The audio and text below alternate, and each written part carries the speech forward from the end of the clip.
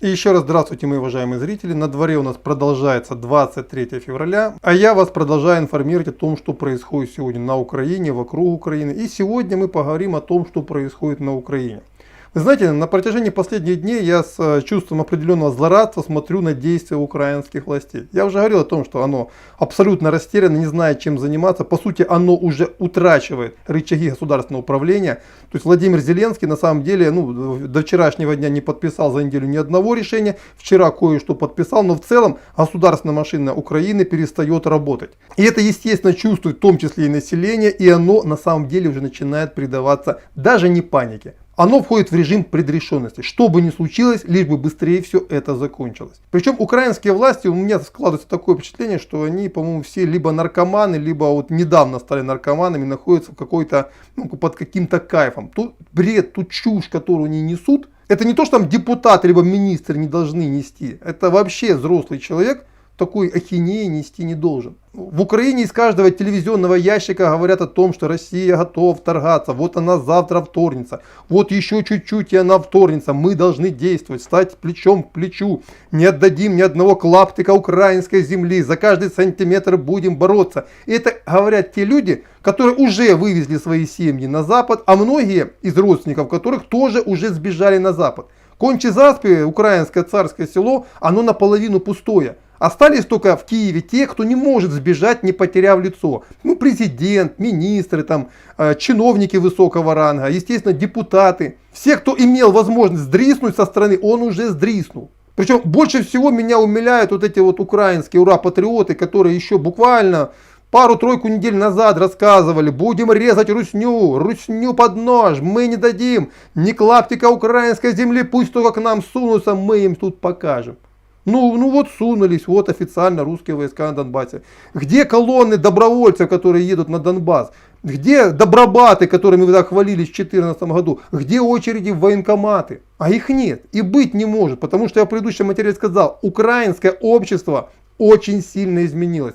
Среди моих знакомых, так уж получилось, есть люди, которые воевали в правом секторе в 2014 году. Очень такие упоротые были ребята. И вот я недавно с ними общался, буквально вот живьем, как вот прямо сейчас с вами, и говорю, ну что, Коля, Вася и так далее, не буду настоящих имен называть. Как дела, как ситуация в Украине, как ты ее оценишь? Он говорит, знаешь, Юр, пошел ты на юг. Если ты еще раз скажешь мне хотя бы одно слово о политике, я с тобой вообще разговаривать не буду. Меня это больше не интересует. И, пожалуйста, о политике я больше не говорю. На самом деле, когда я вам в прошлом материале говорил о том, что настоящие, реальные мозги украинских граждан сильно изменились, это так и есть.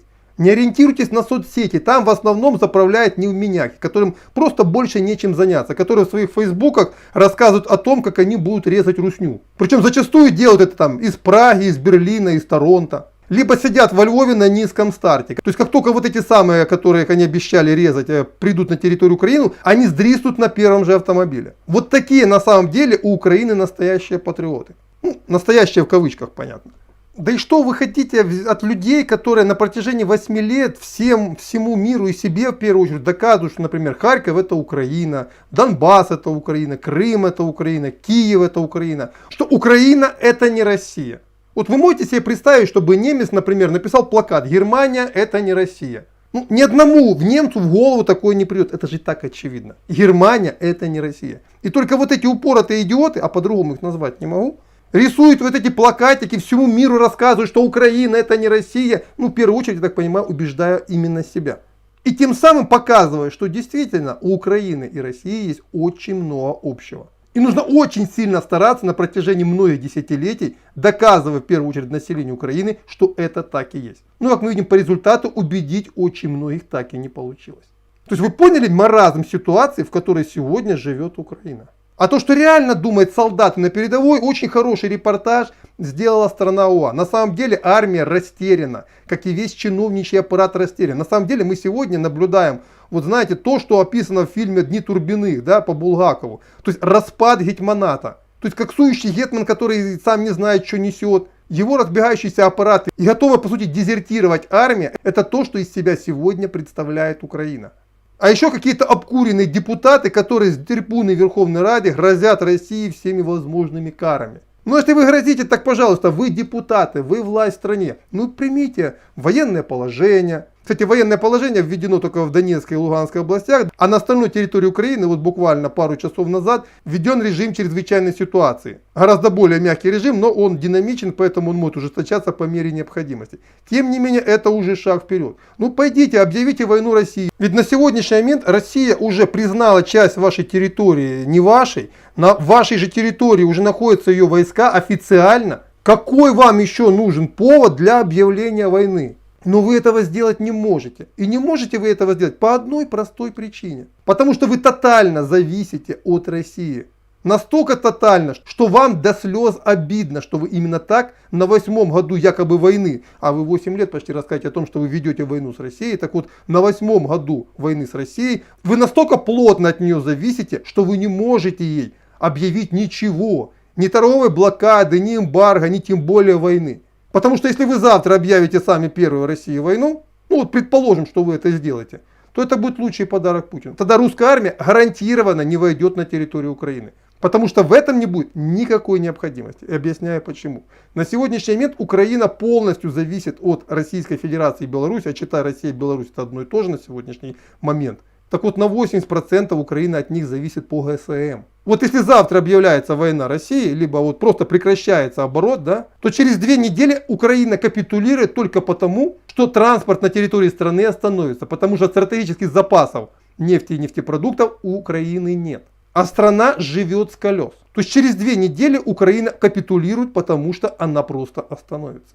Но даже если бы этого не случилось, через пару месяцев бы она капитулировала, потому что у нее бы остановились электростанции. Потому что уголь сегодня завозится из-за рубежа, в первую очередь морем. А мы понимаем, что если будет объявлена война, то российский флот блокирует украинские порты в течение считанных часов. При этом весь экспорт страны, он тоже обломается, потому что подавляющее большинство экспортной продукции, металлургии и зерно вывозится также морем. Но я повторяю, этого не случится, потому что еще раньше, буквально через 2 недели, страна капитулирует без единого выстрела, только потому, что на ее территории закончится бензин.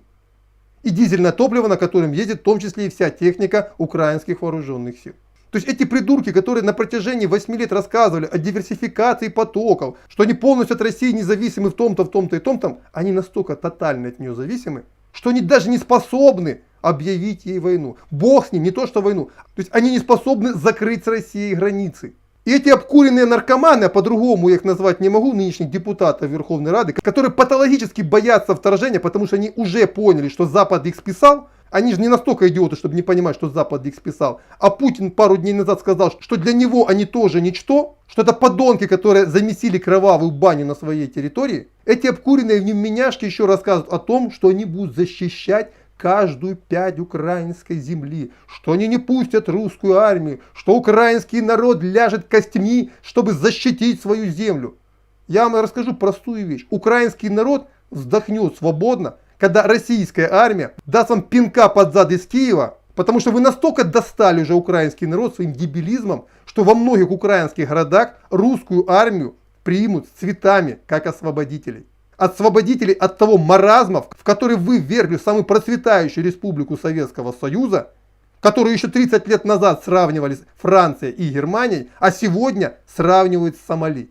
И это тот приговор исторический, который вам вынесла история. И вы прекрасно это все видите, понимаете. Именно по этой причине вы ходите по зданию Верховной Рады, как обкуренные наркоманы, которые прекрасно поняли, что все, ваше время закончилось. И оно действительно закончилось. Вот это то, что я хотел сказать в данном материале. Извините, что немного эмоционально. Но об этих, вот не знаю, людьми их назвать очень трудно. По-другому я говорить не могу. И я очень рад, что, слава богу, история вынесла им приговор, и скоро их время закончится. На этом пока все. До свидания. Все равно ставлю запятую, планирую еще записать минимум 1 материал. Ну и традиционно в конце каждого выпуска всем всегда желал, желаю и буду желать. Будьте здоровы!